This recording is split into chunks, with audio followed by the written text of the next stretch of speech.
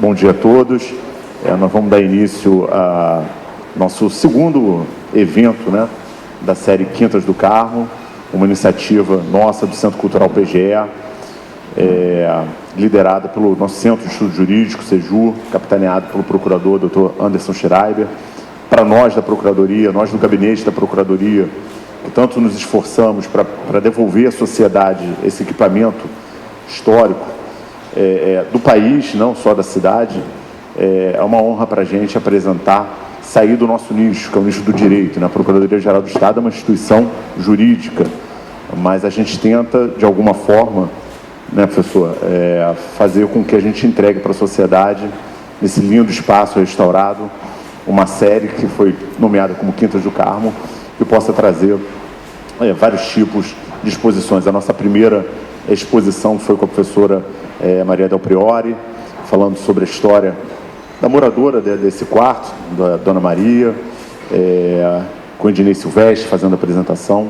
E hoje temos a honra de receber o professor Milton Washington, junto com o nosso professor Anderson Schreiber, para fazer essa apresentação. Sejam bem-vindos à casa de vocês, curtam, como eu, que vou sentar aqui e assistir da primeira fileira.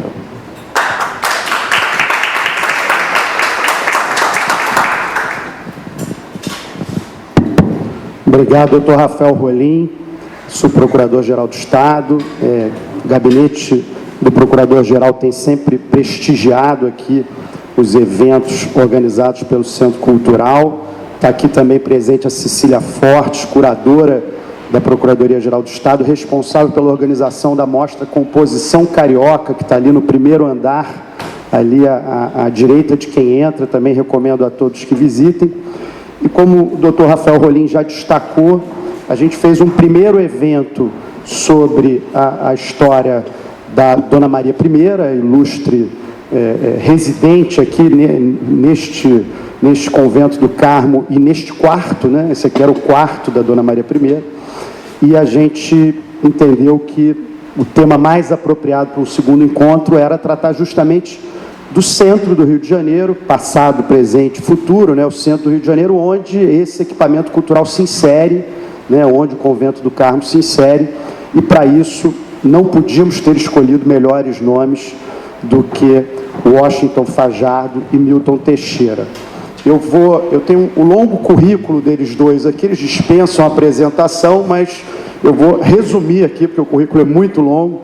Mas Washington Fajardo é arquiteto urbanista dedicado à reciclagem das cidades brasileiras, foi presidente do Instituto Rio Patrimônio da Humanidade, de 2009 até 2016, é formado pelo FRJ, foi selecionado pela Harvard Graduate School of Design como Lub Fellow em 2019, sendo o terceiro brasileiro selecionado em 50 anos do prestigioso programa que aponta urbanistas com contribuição efetiva pela justiça espacial. Em 2021, ele foi nomeado secretário de Planejamento Urbano e presidente do Instituto de Urbanismo Pereira Passos. Nós estivemos outro dia, né, Cecília, num café da manhã organizado por ele, junto à prefeitura, falando do centro, e foi muito importante. Ali a gente não só viu as iniciativas já organizadas para o centro, mas também a paixão do Washington Fajardo, de quem todos nós já éramos fãs, mas pelo centro da cidade, pela cidade como um todo do Rio de Janeiro. E temos também a presença do professor Milton Teixeira, arquiteto com pós-graduação em História e Crítica de Arte, professor e radialista, possui diversas comendas e títulos honoríficos concedidos pelo Exército, Marinha, Assembleia Legislativa e outras instituições civis. Foi agraciado pela Prefeitura do Rio de Janeiro com o título de embaixador da cidade do Rio de Janeiro, membro do Conselho da cidade, dentre outras tantas homenagens. É professor de História da ProTour, do curso de pós-graduação em História do Rio de Janeiro pelo Instituto Venturo e de outras instituições, é consultor de assuntos de história do Núcleo de Novelas da Rede Globo e, como todos sabemos, um colunista muito ativo da rádio Band News, na sua coluna Um Passeio pela História. Enfim, 5 livros publicados, dezenas de documentários sobre história, além de atuação no longa-metragem São Sebastião do Rio de Janeiro. Enfim, o currículo de ambos é muito extenso. Eu queria só fazer uma breve apresentação e aí passar a palavra a eles para tratar desse tema de modo muito informal, do modo como vocês preferirem, falando do centro do Rio de Janeiro, passado, presente e futuro. Muito obrigado a todos.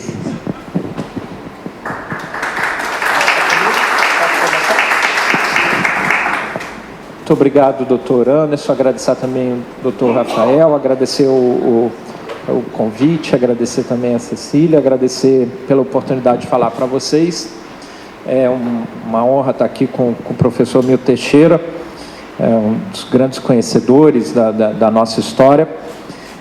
Eu queria organizar minha fala em duas partes. A primeira, um pouco mais institucional, apresentar os desafios atuais e futuros, né, da região central do Rio, que o programa Reviver Centro procura trabalhar.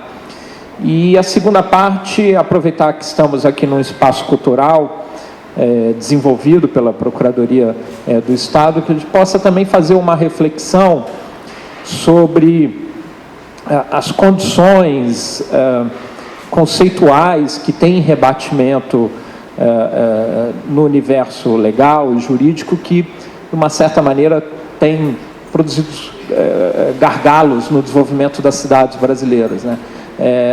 Eu sempre digo que para a gente conseguir liberar esse potencial fantástico da urbanização brasileira, a gente precisa muito que os urbanistas trabalhem muito próximos com os advogados, com os economistas. Muitas vezes é uma característica da nossa, né, o professor Milton também como arquiteto, mas bastante dedicado à história. Muitas vezes a gente acaba falando para nós mesmos, né, professor, e a gente não consegue criar uma rede de compreensão e de ação maior sobre o fenômeno urbano. Então, começando pela primeira parte, o Reviver Centro, ele é muito estimulado pelo contexto da pandemia, tá? A pandemia Covid-19 implicou, então, no processo do lockdown e tem implicado ainda numa mudança que parece ser estrutural das relações do trabalho. Isso tem impacto direto sobre um fenômeno da urbanização, que são os territórios que se dedicaram a serem locais especializados de trabalho. O chamado centro de negócios, que é uma invenção americana no final da Segunda Guerra, a ideia do Central Business District, essa ideia de concentrar todas as oportunidades de trabalho, os escritórios no mesmo lugar, levar a infraestrutura mais eficiente de mobilidade para esse território. Essa altíssima especialização de um território especial da cidade tinha por base uma visão que já estava lançada pela Revolução Industrial, mas que é especialmente a partir da Segunda Guerra e da oportunidade de reconstrução das cidades europeias, e especialmente no contexto norte-americano, uma ideia de fazer com que as cidades pudessem ficar mais espalhadas no território, tá? Então, especialmente nos Estados Unidos, houve uma grande apreensão pelo fato de como durante a Segunda Guerra, a conquista das cidades europeias ocorreu de uma maneira muito fácil. Então, ali em meados dos anos 40, início dos anos 50, uma associação entre estratégia militar e urbanistas começam a criar uma série de políticas territoriais que visavam espraiar cidades. Pode parecer um pouco estranho, mas o ato das highways de 1956, né, é de certo modo um programa de aceleração do crescimento dos Estados Unidos, mas que tinha por base uma visão, por incrível que pareça, de estratégia militar. Olha, nós precisamos esparramar a população no território, porque se formos invadidos pela ameaça soviética, as nossas cidades densas serão facilmente conquistadas.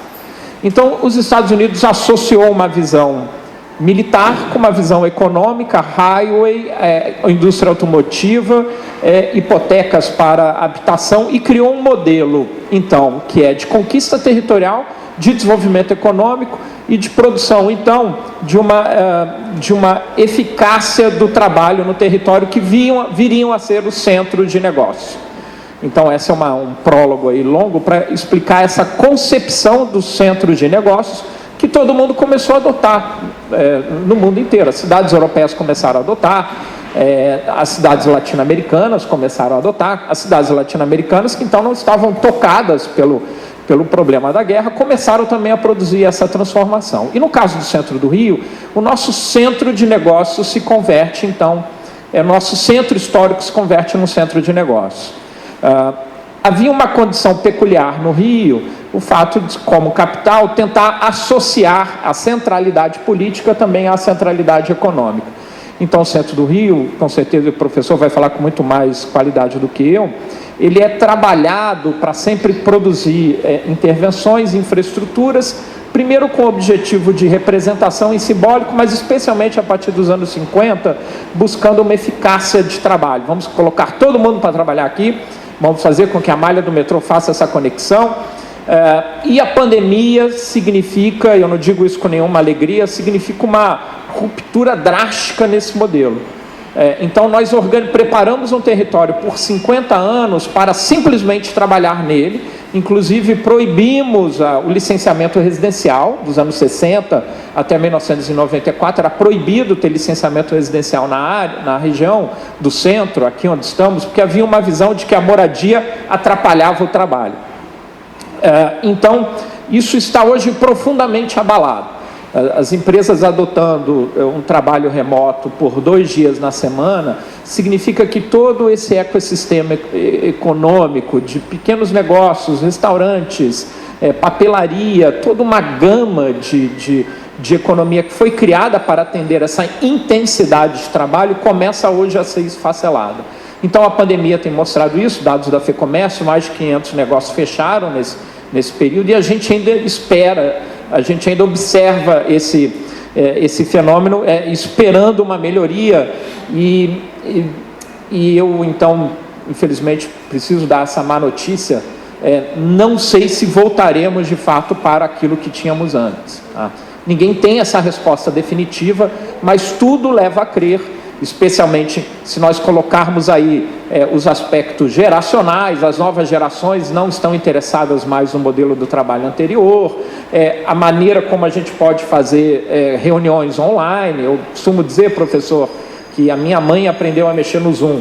Então, todo o planeta Terra passou por uma grande reengenharia social para aprender a se conectar digitalmente. É muito difícil que voltemos para funcionar exatamente como era antes. Isso tem um impacto drástico nesse território, um território que concentra patrimônios de altíssima relevância, espaços simbólicos, espaços culturais, mas que, entretanto, nunca teve população. Então, essa região, a segunda região administrativa, ela é a segunda menor densidade demográfica da cidade. São pouco mais de 41 mil pessoas. A menor densidade demográfica é a região do Porto, são 31 mil pessoas. Então, a missão do Reviver Centro é fazer uma alteração nessa lógica da moradia e fazer com que as pessoas possam voltar a residir aqui na área. Então, nós fizemos, para mexer nesse aspecto, foi necessário, entretanto, estudar toda a cidade, estudar toda a formação dos preços imobiliários da cidade. Por que não produzem aqui se a legislação foi alterada em 94? Por que de 94 até hoje isso não teve nenhum impacto de produção de oferta residencial na área?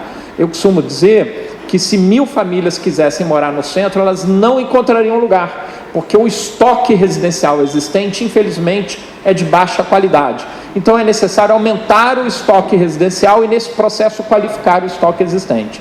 Então, o Reviver procura mexer nesse ponto, que é uma metade do programa, e a outra metade é melhorar o espaço público, porque ele tem uma função fundamental de mudar a nossa percepção sobre o centro. Porque mesmo com espaços simbólicos e culturais de alta relevância, a nossa percepção ainda está vinculada a um centro esvaziado.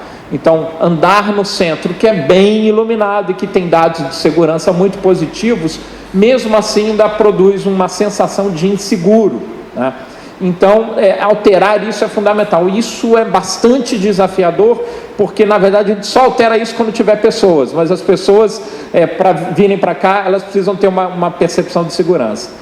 Então, esse é um impasse, é o fio de navalha que o Reviver Centro atua, e a gente, então, procurou criar mecanismos urbanísticos e fiscais para que isso pudesse, para se quebrar essa inércia. E a gente tem conseguido, então, bons resultados. A legislação foi sancionada em 14 de julho, sempre lembro dessa data porque é a queda da Bastilha, espero que possa ser a queda da Bastilha do Rio de Janeiro, do centro do Rio vazio, 14 de julho do ano passado, a gente vai fazer um ano da sanção da lei.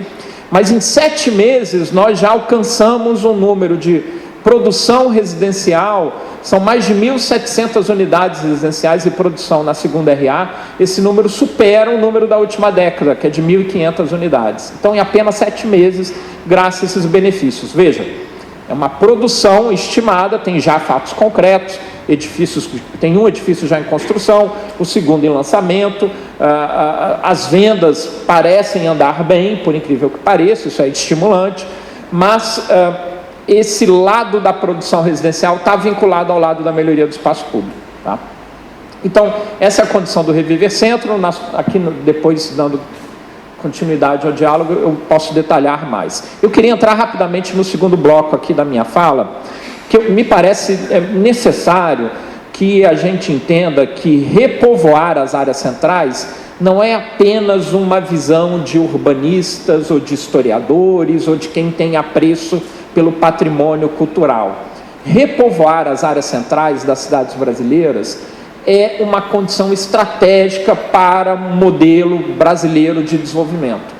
Só que a gente não associa isso à possibilidade de repovoar as 27 centralidades históricas das 27 regiões metropolitanas que estão vazias hoje.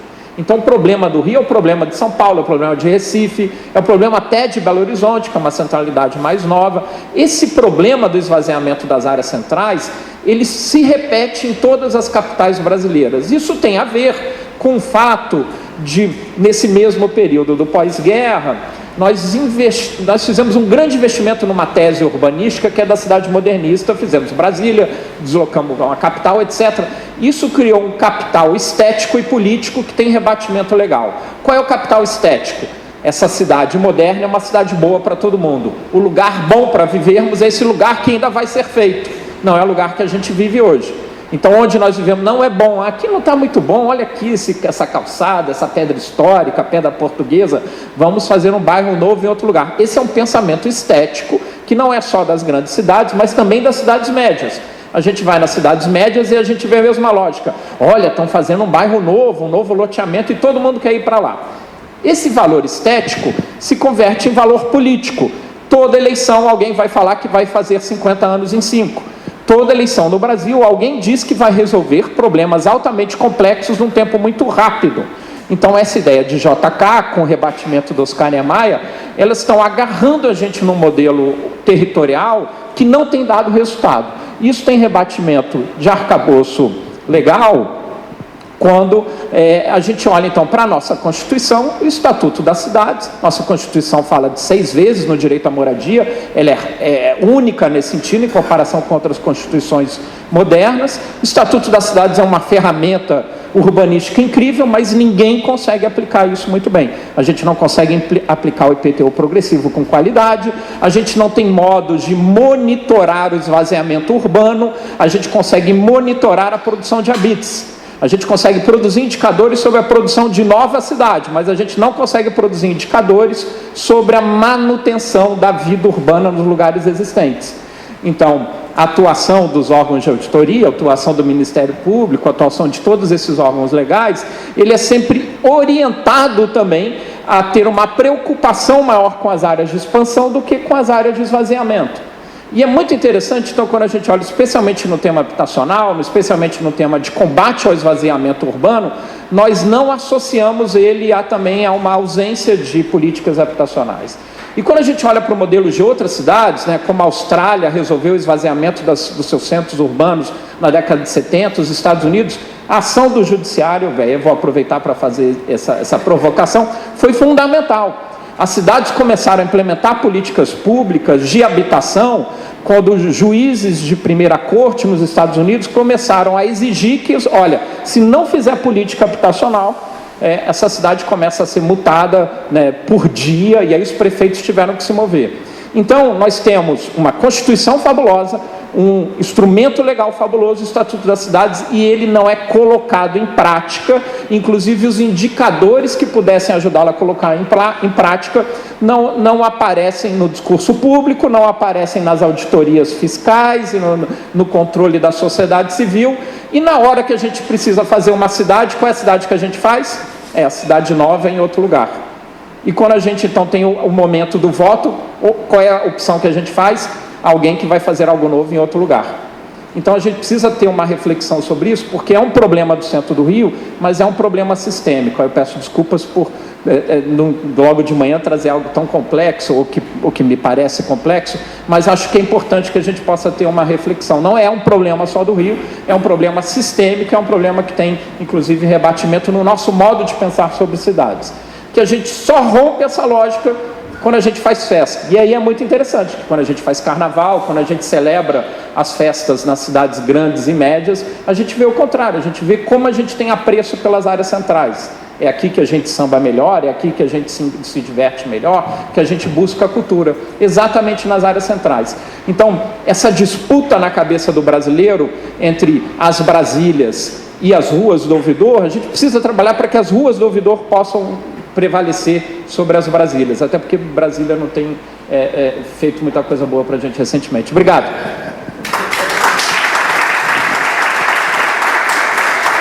Eu vou usar esse aqui, né, mais perto. Muito obrigado, professor Washington, porque o senhor tocou num ponto que eu vou continuar a partir dali. Ele colocou muito bem. Só que eu vou meter mais na parte de história, que é a parte que eu gosto mais, assim. Toda a cidade sempre refletiu a sociedade que a criou, né? E aqui no Rio de Janeiro não foi diferente.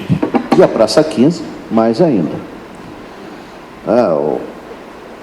Quando os portugueses chegaram aqui, na Europa vivia-se uma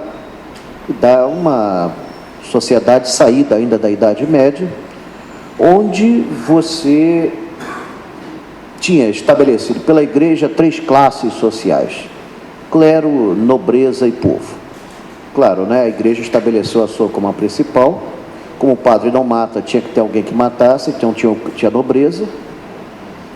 O nobre aqui ia para o campo de batalha, matar em nome da fé.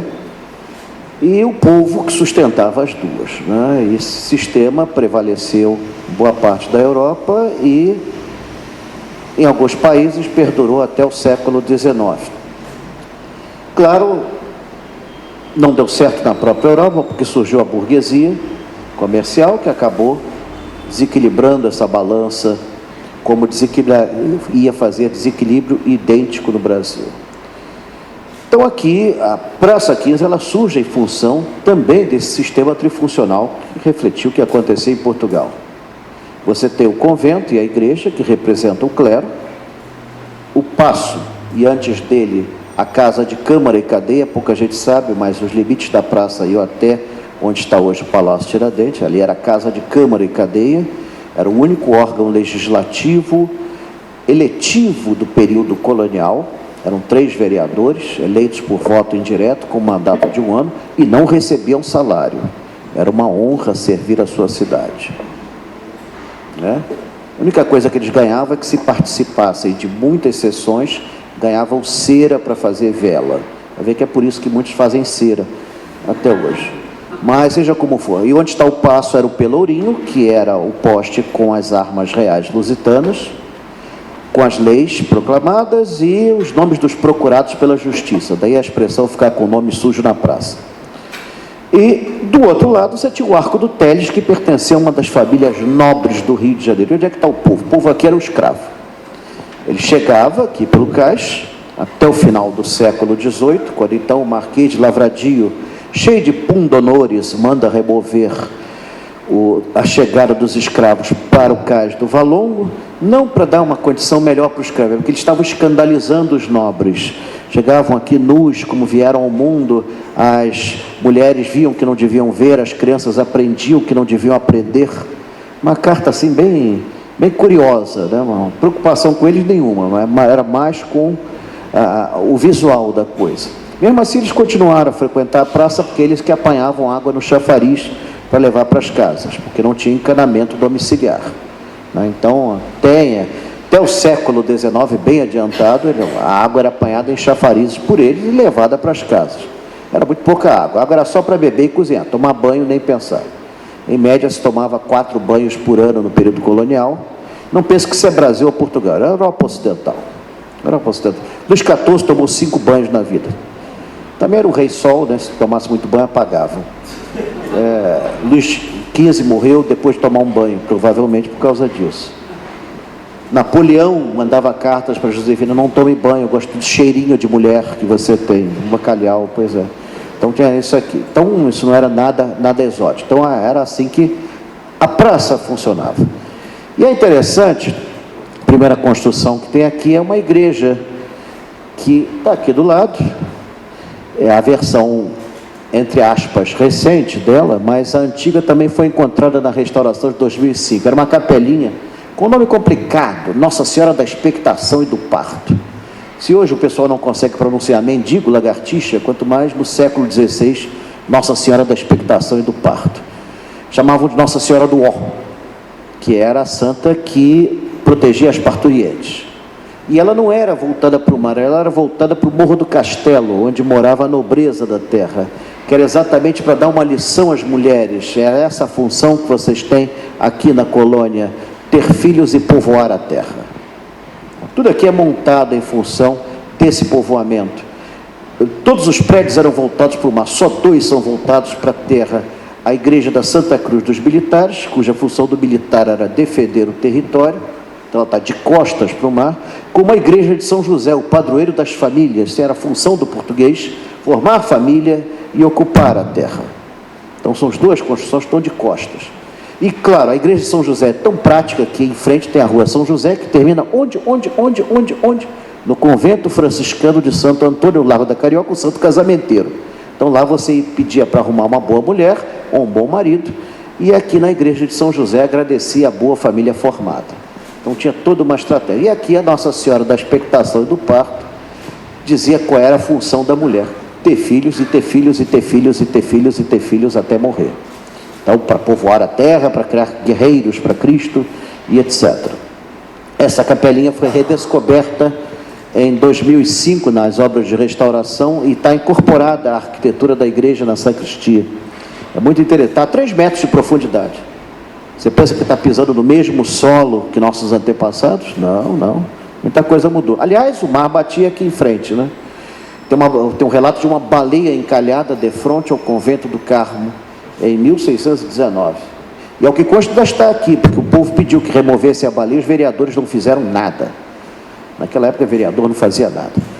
Então, deve estar uns ossos aqui, devem estar uns ossos aí, ainda aqui. E essa capela acabou sendo doada primeiro aos monges beneditinos, que ficaram 4 anos dela, e em 1590 os carmelitas.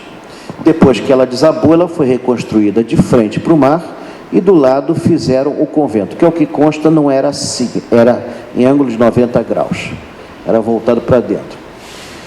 É interessante ver que estava formado aqui o primeiro centro comunal. O convento não era só um repositório de frades. Aqui você tinha a botica, aqui você tinha uma biblioteca, aqui você tinha atendimento às pessoas, você tinha o confessionário. Na igreja é onde você podia ver obras de arte, é onde você podia ver esculturas, é onde você podia ver pinturas, é onde você podia ouvir a música. No relógio da torre é onde você sabia da hora oficial. Pelas badalas dos sinos você sabia o que acontecia, se a cidade estava sendo atacada, se a cidade estava em chamas, se estava nascendo homem, se estava nascendo mulher, se o príncipe nasceu, se o príncipe morreu, se o rei foi coroado, etc. Eram mais de 80 dobres diferentes. Então, o convento do Carmo tornou-se assim um grande centro.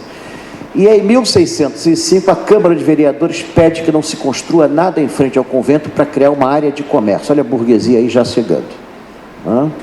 Então, essa acho que é a data de nascimento do que nós chamamos hoje Praça 15 de Novembro. Era o Largo do Carmo, com a praia em frente. Tudo bem, tudo foi aterrado depois, e seja como for. A praça, claro, conforme a cidade foi evoluindo, ela foi refletindo as mudanças sociais, né? Com a criação, a necessidade de um governo, de uma casa de governo decente, em 1743 é feito o paço, que define um dos ângulos. A economia foi tanta, né? Foi muito interessante, o governador Gomes Freire pediu para construir um palácio, o rei negou, o palácio é só para príncipe de sangue real. Então ele pede para fazer uma casa de governo e é feito o paço. Por isso que o paço é tão simples assim e tão bonito, né? Na sua configuração, parece uma quinta lusitana. E é um prédio que o destino colocaria como sendo sede do vice-reinado depois e Palácio Real, Palácio Imperial. Foi palco do Fico, que esse ano completou 200 anos, e ali se assinou a Lei Áurea, a 13 de maio de 88. Então, um prédio que representou muito, e dali saiu para o exílio a família imperial no dia 17 de novembro. Do outro lado, você tem o Arco do Teles, que foi construído pouco depois do paço pelo mesmo engenheiro, o Alpoim, José Fernandes Pinto Alpoim, para ser casa de aluguel de uma família riquíssima, Teles de Menezes, onde, inclusive, no início do século XX, ali morou o Barão da Taquara, Francisco Pinto da Fonseca Teles, e faleceu ali em 1918. Quanto ao chafariz, ele foi uma necessidade da cidade, nós não tínhamos água encanada. Em 1723 foi inaugurado o primeiro chafariz no Campo de Santo Antônio, que hoje é o Largo da Carioca. Por nós recebermos desse chafariz as águas do rio Carioca e dela bebermos, acabamos ganhando esse apelido, que no século XX foi designado como nosso gentílico. Estamos aí até hoje, cariocas. Antes éramos chamados de fluminenses. Flumen, Rio, né? Não por causa do o time fluminense homenageia o povo do Rio de Janeiro. Desculpe fazer essa menção, mas eu sou tricolor. Por exemplo, o povo do Rio de Janeiro. O time do Rio de Janeiro homenageia a nós, o povo. Seria hoje em dia os cariocas, mas na época era o Fluminense. Então, depois fizeram o segundo chafariz aqui num projeto exótico vindo de Lisboa, que era mais decorativo que funcional, durou muito pouco tempo, onde está a estátua do Osório. E o terceiro chafariz, que é o que ficou, que é o que está ali, é o mais antigo sobrevivente aqui em grande escala, e que até os anos 80 fornecia água, mas é melhor que não forneça mais, que hoje em dia vira banheiro da população de rua. É triste pensar nisso, mas o que se pode fazer enquanto não se resolver esse problema? E eu, como guia de turismo, eu sei o que é o problema da população de rua nos grupos de turismo.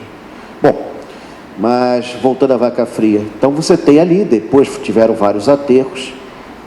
No século XIX, a praça muda a sua destinação, a burguesia ganha força, você tem a Rua Direita, que é onde ficam os comerciantes ingleses, a Rua do Ouvidor, que era uma rua sem importância nenhuma até 1815, quando ali vão os grandes negociantes e franceses que ocupam aquela região e trazem uma série de lojas que nós não conhecíamos, lojas de tecidos, bolsas, sapatos, adereços, e trazem uma novidade que agrada muito aos homens, as balconistas, que até então era o português bigodudo que ficava na loja, né? Agora tem uma francesa para nos atender, e uma série de costumes novos. Foi uma rua tão inovadora que praticamente tudo que era novo chegava por ali.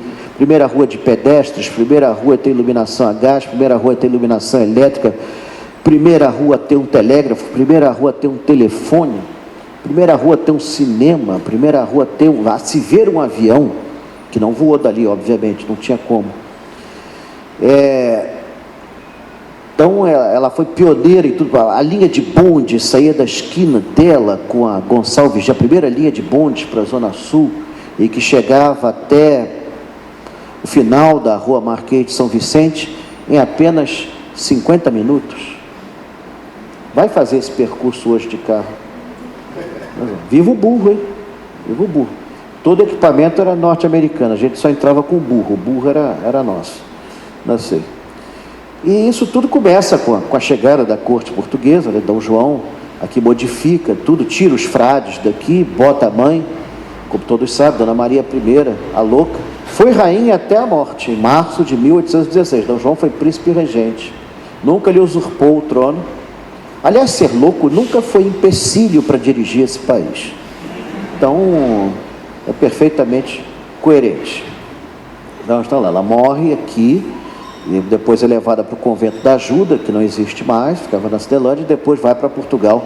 Quando a família volta, leva lá o corpo, e que está hoje no Panteão de São Vicente de Fora. Então aqui o térreo desse prédio, que hoje está cheio de arcadas, era o depósito do palácio, uma fonte de roubalheiras inesgotável, a tal ponto que saiu no livro do Manuel Antônio de Almeida, Memórias de um Sargento de Milícias. O Leonardo Pataca começa a trabalhar aqui, depois a casa dele passa a ter tudo. Porque ele passava a mão nas coisas aqui. E eu sou testemunha disso, porque eu descendo de um corrupto famoso da época de Dom João. A família melhorou de lá para cá, viu? Um pouco só, mas melhorou. O Plácido Antônio Pereira de Abreu, que era o barbeiro de Dom João, e que, obedecendo a um decreto que ele arrancou do rei, mandou recolher todas as galinhas do Rio de Janeiro para esse prédio. Todas as galinhas do Rio, todos os capões foram invadidos e, claro, o pessoal escreveu uma petição que está na Biblioteca Nacional que o acusava de revender as galinhas por um preço absurdo, por fora, né, fazendo um comércio ilegal. Terrível, terrível. Tinha muita corrupção no governo do Brasil naquela época, e ficava tudo por isso mesmo. Ainda bem que isso é um passado remoto, são 200 anos. Né? No início do século XX não existia mais corte, não existia mais nada. Dom Pedro II tinha cedido esse prédio para o Instituto Histórico e Geográfico, primeira grande destinação cultural que teve, né? Em 1840. Na República isso aqui foi tudo: diretoria de estatística, escola técnica de comércio, Faculdade Cândido Mendes, quase virou um prédio horroroso do Banco do Brasil, de 1938, de um prédio de 20 e tantos andares que ia ser feito aqui, salvou o patrimônio histórico e artístico nacional, refletiu as mudanças com a época JK, construiu-se a perimetral. Que bom, vamos fabricar carros agora, vamos, beleza, então bota a perimetral, botou aquele viaduto enorme, estava na época do rodoviarismo, fazia-se viaduto em tudo quanto era lugar, só Lacerda, depois vai fazer 19 deles. E a cidade sofreu com isso.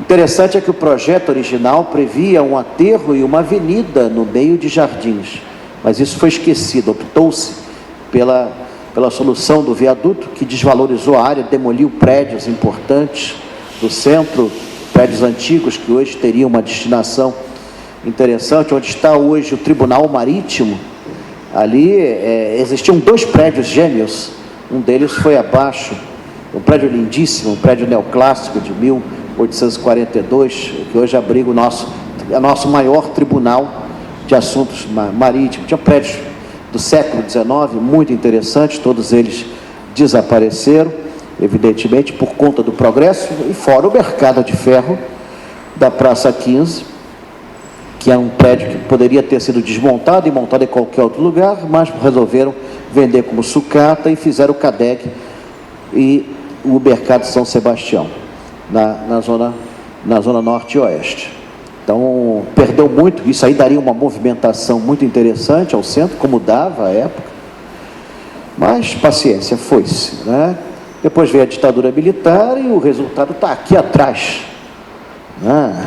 Esse monstro de 30 andares que ofende qualquer patrimônio histórico e artístico nacional, feito por um arquiteto norte-americano, mas radicado do Brasil.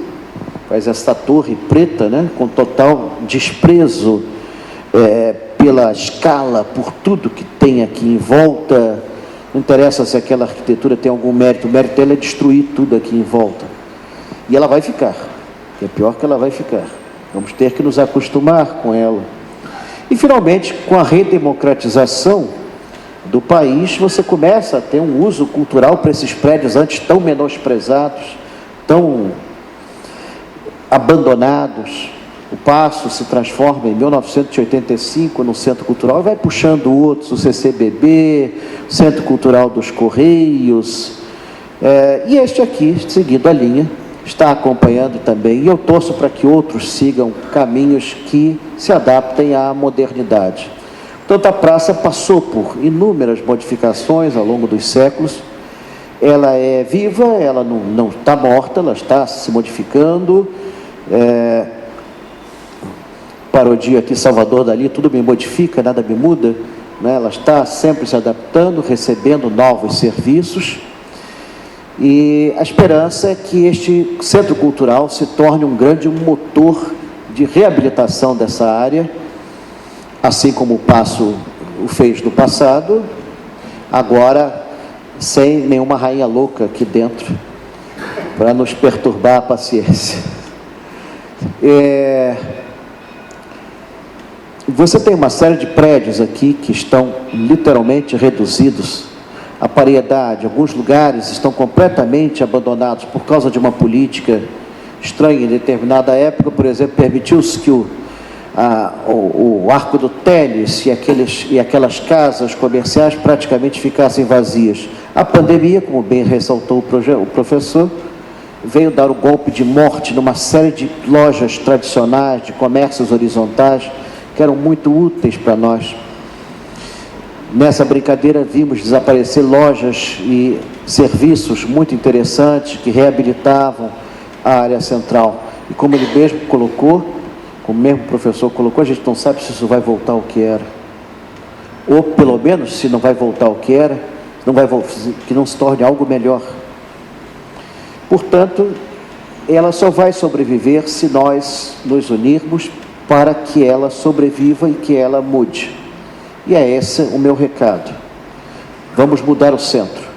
Vamos transformá-lo numa área importante para todos nós. Eu já faço a minha pequena parte. Todo sábado estou aqui na feira da Praça 15, como barraqueiro de vender coisas, vendendo minhas antiguidades.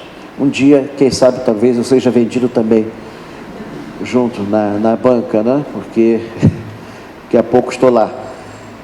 A feira da Praça 15 reabilitou um pouco aqui o centro, nos sábados, né? Tem isso também. Eu frequentemente promovo passeios. Quando eu promovo um passeio aqui, o interesse é muito grande. São 300, 400 pessoas que andam aqui. Meu último passeio foram 400 pessoas. Foi pela zona portuária, há 2 semanas atrás, para ver a exposição Monet. 400 pessoas, assim, só usando, sem nenhuma ajuda oficial, só usando a rádio, tudo mais. Então, podemos fazer isso. E agora, sábado, vou fazer Santa Teresa. Espero que meus 120 quilos aguentem a escadaria Celaron e a ladeira de Santa Teresa. Sábado, 9 horas da manhã, no Ernesto. Estamos lá. Vamos subir a escadaria Celaron, visitar. Aqui é um outro bairro que precisa de uma reabilitação, está um pouco esquecido, também está um pouco caído, mas tem segredos incríveis. E, claro, vou terminar o passeio na fábrica de doces portugueses de Dona Alda Maria. Alguma coisa da tradição tem de ficar. É isto aí. Muito obrigado a todos.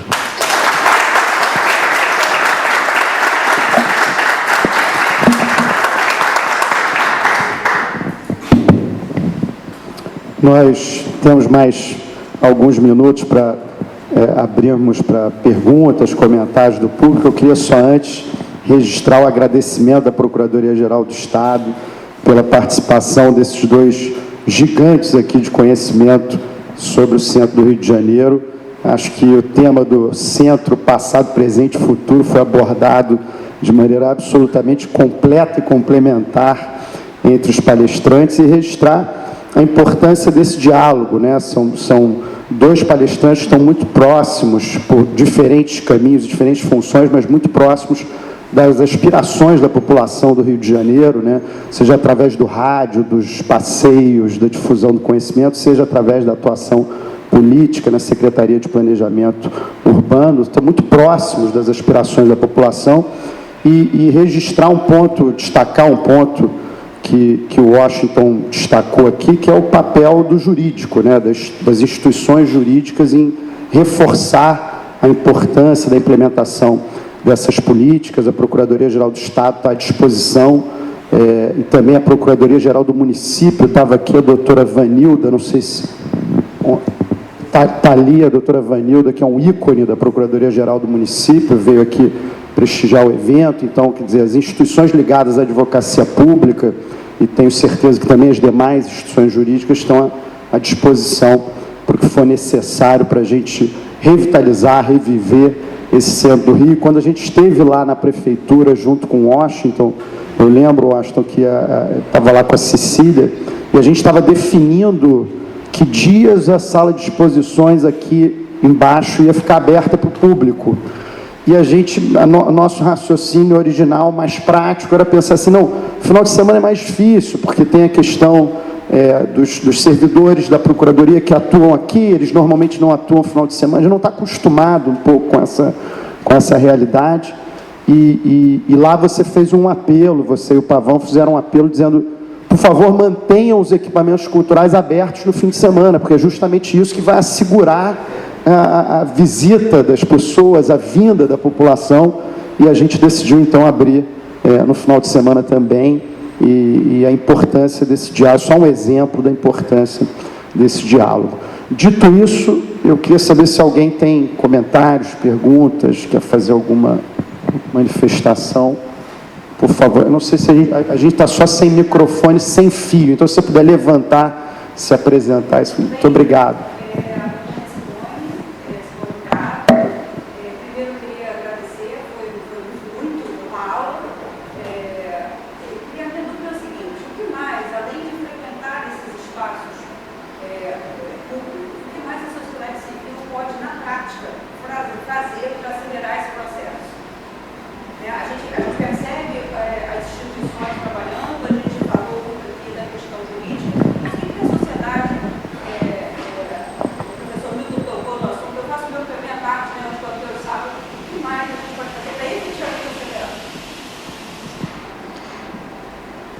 Ótima questão, agradeço. A sociedade civil tem um papel muito importante, fundamental, primeiro, né, antes de mais nada, né, estar presente no centro, visitar a feira, visitar os espaços. Mas nós temos algumas oportunidades de poder conseguir até marcos regulatórios novos, né? Então, eu tenho procurado, por exemplo, provocar discussão sobre cogestão de espaço público, né?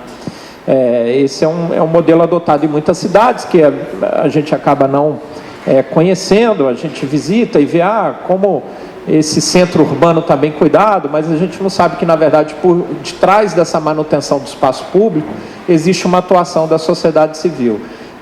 Tem vários modelos, um modelo dominante, do chamado, que até a Associação Comercial do Rio tentou fazer isso, lá no início dos anos 2000, chamada Área de Revitalização Econômica. E aí eu peço desculpas, da minha natureza como gestor público, acaba entrando em detalhes. Mas funciona da seguinte maneira: os proprietários de uma determinada área, os proprietários de imóveis comerciais, e surgiu no Canadá, eles pagam uma cota extra no IPTU. Isso assusta, né? Só a ideia de pagar algo a mais. Entretanto, essa cota extra, a municipalidade devolve para uma associação sem fins lucrativos comunitária desse mesmo território. Então, essa comunidade, ou seja, a sociedade civil, ela tem um controle, ela tem um recurso e ela tem um controle desse recurso para melhorar e complementar serviços no espaço público, tá? Então, esse é um modelo muito comum, América do Norte e Europa. Isso explica muito quando a gente visita um lugar e a gente repara que até a lixeira tem o nome do lugar, que as coisas estão sempre bem arranjadas, até em termos de design, né? Tudo está bem coordenado, né? Isso vem desse tipo de modelo.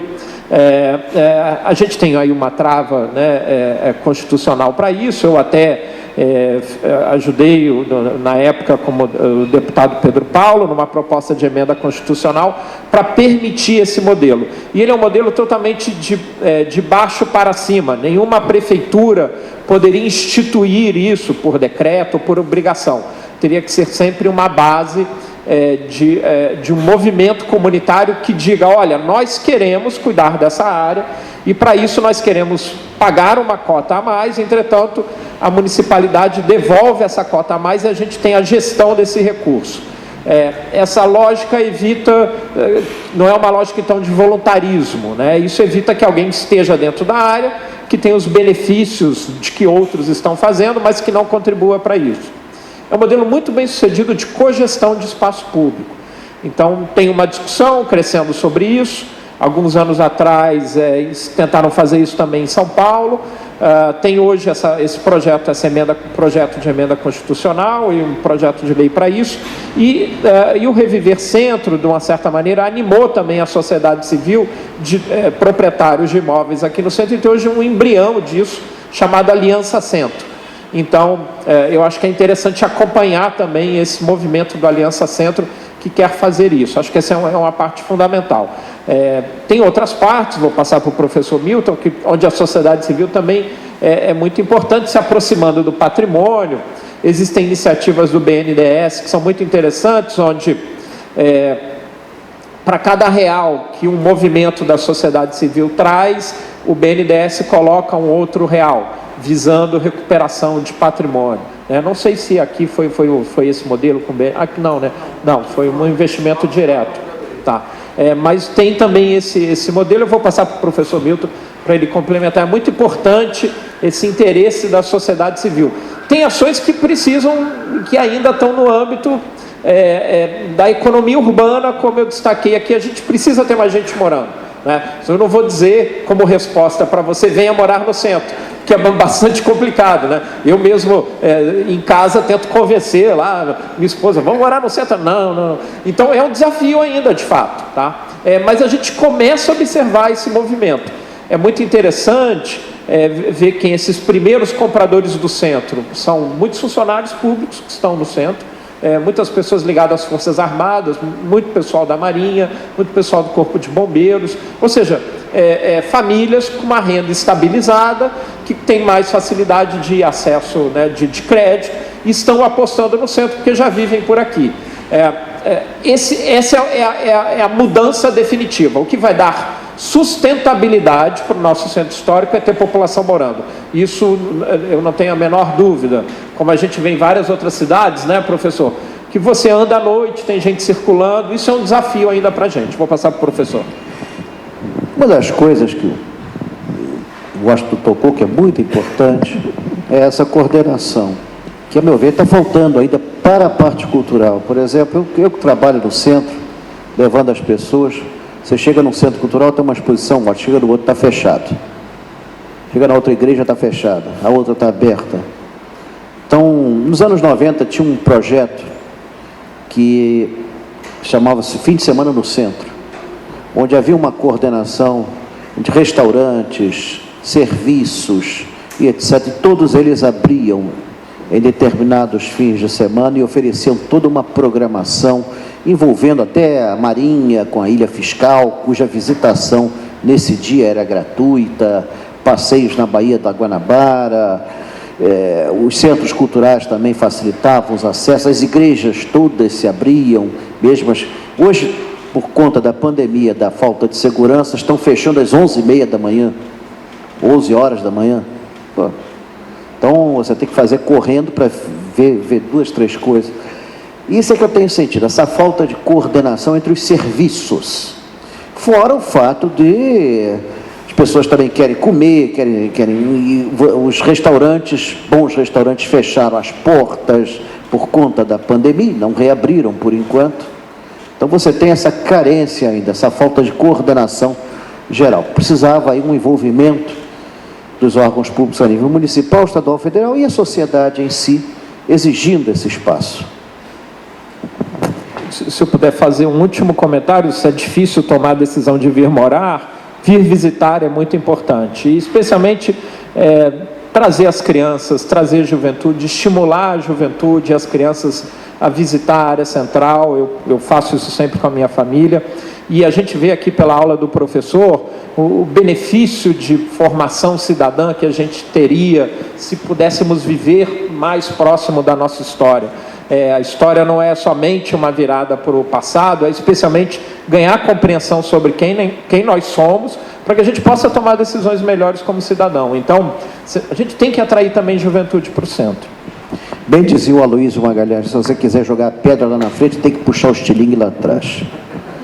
Então, a coisa é assim. Mas falta realmente essa política junto com a sociedade civil, quer ver o centro, quer conhecer o centro. Eu tenho provas disso, porque eu jogo gente aqui até não poder mais.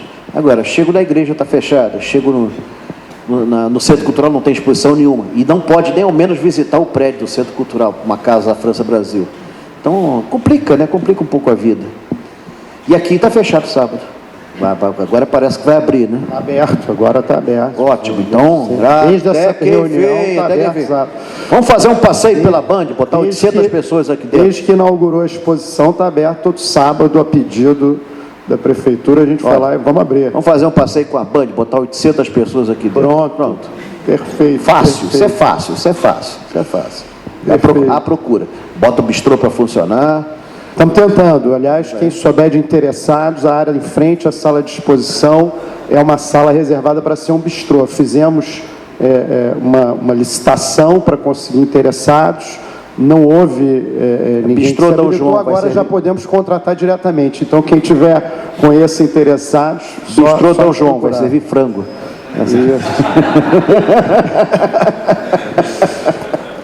Alguém tem mais perguntas? Doutor André Alonso, diretor-geral da PGE, quer fazer algum comentário? Doutor André Alonso, que autorizou a abertura no sábado. Alguém mais? Alguma pergunta? Então, vou passar a palavra ao doutor Rafael Rolim, subprocurador-geral do Estado, para encerrar nosso evento. Enfim, ser breve, só agradecer a presença do professor Milton, professor Washington, todos que estiveram presentes aqui. Eu repito o que eu falei na abertura, é uma honra para nós na Procuradoria. Professor Milton, estamos aprendendo ainda, não é nossa expertise. Nós adotamos esse equipamento com um auxílio valioso da nossa curadora Cecília, mas nós estamos aprendendo a fazer isso, estamos tentando devolver de alguma forma para a sociedade civil, para a nossa população, um pouquinho de história, de patrimônio cultural, e a gente conta com a ajuda de todos, principalmente com o professor, com a voz no rádio, com o próprio Washington hoje na prefeitura, e com todos vocês que estão aqui, para a gente poder fazer com que esse espaço funcione, que ele seja de fato devolvido à sociedade. Não depende só de nós, depende de todos que estão aqui dentro, e a gente conta com todos vocês. Muito obrigado, e até a próxima quinta do carro.